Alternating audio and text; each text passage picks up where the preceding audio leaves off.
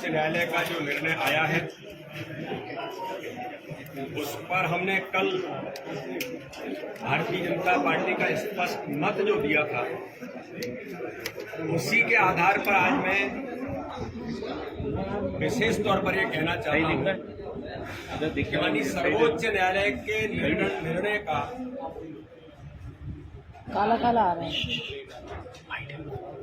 जो माननीय सर्वोच्च न्यायालय ने कहा है उसके सम्मान के साथ भारतीय जनता पार्टी की सरकार ने निर्णय किया कि मध्य प्रदेश की विधानसभा में भारतीय जनता पार्टी की सरकार ने माननीय मुख्यमंत्री शिवराज सिंह चौहान के नेतृत्व में भारतीय जनता पार्टी की सरकार की पहल पर विधानसभा के अंदर संकल्प पारित किया था कि बिना ओबीसी रिजर्वेशन के चुनाव नहीं होने चाहिए और माननीय सर्वोच्च न्यायालय से लेकर सभी जगह पर इसको भारतीय जनता पार्टी की सरकार ने प्रस्तुत किया। हमारा विधानसभा के अंदर संकल्प भारतीय जनता पार्टी की सरकार ने पारित किया। माननीय सर्वोच्च न्यायालय के अंदर इस बात को तथ्यों के साथ सरकार ने कमीशन बनाया। कमीशन बना करके ट्रिपल टेस्ट के बारे में पूरी तैयारी की और उसकी रिपोर्ट भी माननीय न्यायालय को प्रस्तुत की गई। लेकिन एक बात मैं जरूर कहना चाहता हूं कि मीडिया के मेरे मित्र और जो मध्य प्रदेश सुन रहा है, माननीय सर्वोच्च न्यायालय ने जो कहा था,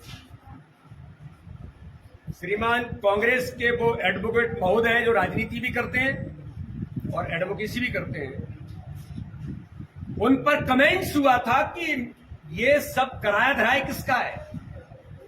जब बात हुई कि साहब महाराष्ट्र से लिंक कैसे हुआ, मध्य प्रदेश के अंदर भारतीय जनता पार्टी की सरकार ने माननीय शिवराज सिंह चौहान के नेतृत्व में स्पष्टतः चुनाव की प्रक्रिया को व्यवधान डालने का काम, हमने चुनाव कराने की तैयारी शुरू कर दी थी, सारी बातें हो गई थी, स्मूथली चुनाव चल रहे थे, लेकिन इसको व्यवधान डालने का काम कांग्रेस के नेतृत्व ने पिटीशन दायर करके कराया था। केवल झूठ या छल कपट से काम नहीं चलता है। मध्य प्रदेश की 8 करोड़ से ऊपर जनता बहुत पढ़ी लिखी है, समझदार है, ओबीसी वर्ग हमारा बहुत जागरूक है, तो एक एक बात को जानता है किसने व्यवधान डाल करके इस चुनाव को अवरुद्ध किया था। उसके बाद हमें जो प्रयास करने चाहिए थे, और मैंने कल भी उल्लेख किया था कि यही कांग्रेस की सरकार कमलनाथ जी के नेतृत्व में थी, दिग्विजय सिंह के इशारे पर मध्य प्रदेश के उच्च न्यायालय के अंदर जो ओबीसी रिजर्वेशन की बात चल रही थी 27% का, उसमें 27% ओबीसी पॉपुलेशन बता करके किसने झूठ बोला था। कल मैंने दिखाया था गजट में पारित करके 27% ओबीसी पॉपुलेशन मध्य प्रदेश के अंदर और 27% आरक्षण की बात कर रहे हैं। झूठ कौन बोलता है? किसने गलत तथ्यों को प्रस्तुत किया? ये कमलनाथ जी, दिग्विजय सिंह जी जो बोल रहे हैं, जरा बताएं इसका। लेकिन मैं आज बड़ी गंभीरता के साथ कहना चाहता हूं कि भारतीय जनता पार्टी की सरकार और भारतीय जनता पार्टी की तो पंचनिष्ठाओं में दलित, शोषित, पीड़ित, पिछड़े उन सब लोगों के उत्थान, ये भारतीय जनता पार्टी की पंचनिष्ठाओं में है। सभी समाजों का प्रतिनिधित्व कैसे बनेगा, सभी समाजों को स्थान कैसे मिलेगा, ये भारतीय जनता पार्टी की पंचनिष्ठाओं के साथ हमने अपने व्यवहार में करके दिखाया है। मैं गर्व से कहना चाहता हूं, भारत के लोकतंत्र के अंदर महिलाओं का प्रतिनिधित्व बढ़ना चाहिए। 50% पॉपुलेशन है तो महिलाओं को भी स्थान मिले, ये इस देश के अंदर 50% महिलाओं को स्थान मिले, ये भारतीय जनता पार्टी ने ही निर्णय लिया था। अब इसमें भी कांग्रेस झूठ बोले, इसमें भी सफेद झूठ बोल जाए हम कि हमने किया था, तो इसके लिए कौन रोक सकता है? झूठ बोलने में तो पारंगत है, अंतर्राष्ट्रीय झुटेले हैं जो हम कुछ भी कह सकते हैं। लेकिन ये भारतीय जनता पार्टी की सरकार थी जिसने ये किया था।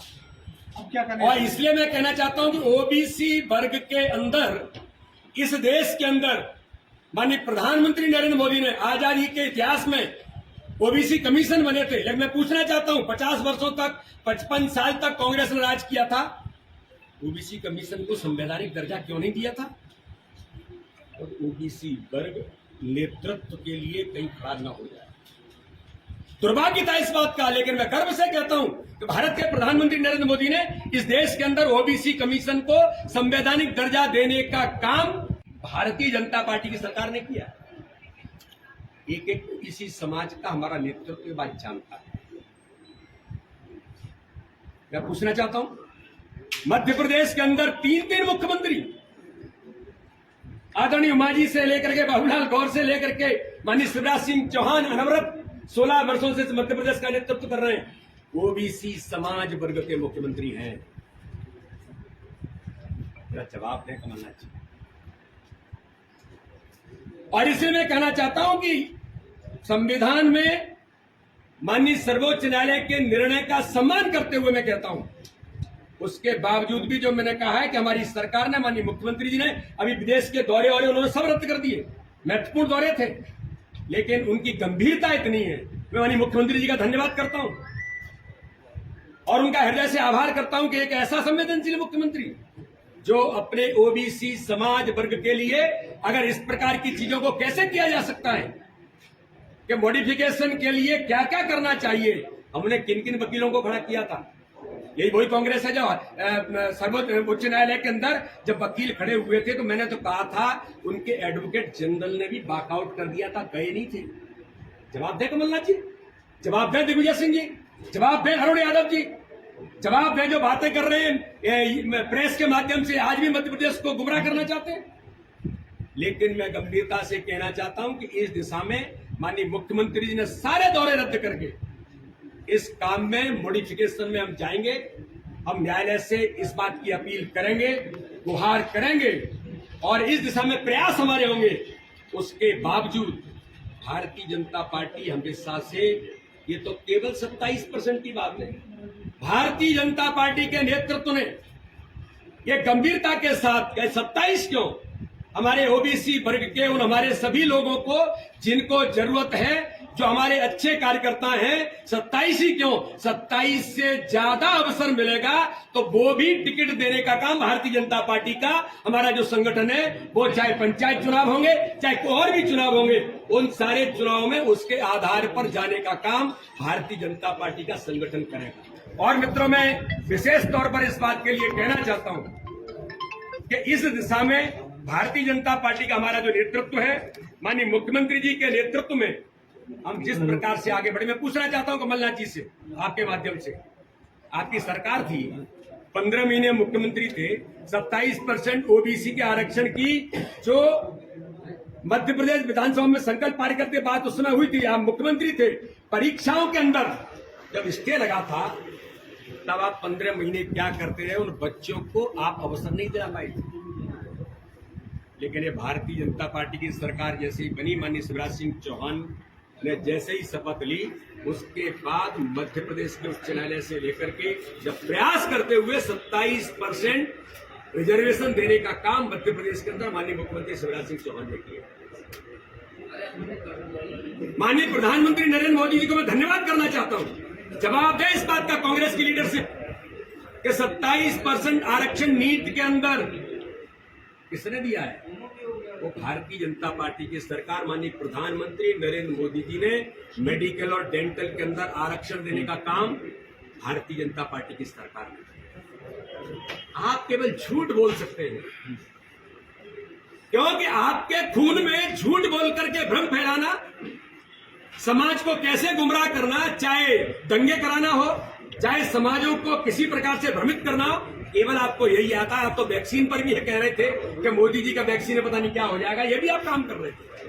दुर्भाग्य है कि आप कांग्रेस के चरित्र में, कांग्रेस के खून में अंग्रेजों का खून जो फूट डाल करके राज करना, ये केवल रहा। ये भारतीय जनता पार्टी की सरकार माननीय प्रधानमंत्री के नेतृत्व में, माननीय मुख्यमंत्री के नेतृत्व में हर गरीब के लिए, हर समाज वर्ग के लिए, दलित, पिछड़े, वंचित, शोषित, उनको स्थान देने के लिए भारतीय जनता पार्टी की सरकार प्रतिबद्ध है और हम उस काम पर आगे बढ़ने का काम कर रहे हैं। सर्वोच्च न्यायालय के निर्णय के अधीन जो काम करेगा वो निर्वाचन आयोग माननीय न्यायालय के आदेश पर काम कर रहा होगा। लेकिन हमारा प्रयास है माननीय मुख्यमंत्री जी ने सारे प्रवास रद्द करके अभी दिल्ली में भी वकीलों से, बड़े बड़े एडवोकेट से मिलकर के मॉडिफिकेशन में हम संवैधानिक तौर पर कैसे ये अधिकार दिला सकते हैं, इसका प्रयास पहले दिन से हो रहा था। माननीय मुख्यमंत्री जी, हमारी सरकार फिर कर रही है। और जो मैंने कहा है कि इस दिशा में सरकार किसी प्रकार से कोई कोर कसर नहीं छोड़ेगी। पार्टी का पहला प्रयास है कि भारतीय जनता पार्टी मॉडिफिकेशन के आधार पर इसका दिलाए। बाकी मैं सर्वोच्च न्यायालय के निर्णय का हम सम्मान करते हैं। सर्वोच्च न्यायालय के निर्णय जो होगा उसके आधार पर जो चीजें आगे बढ़ेंगी, चाहे वो प्रशासन हो, शासन हो, वो तो करेगा ही। भारतीय जनता पार्टी का संगठन मॉडिफिकेशन की तैयारी में है। माननीय मुख्यमंत्री जी, हमारी सरकार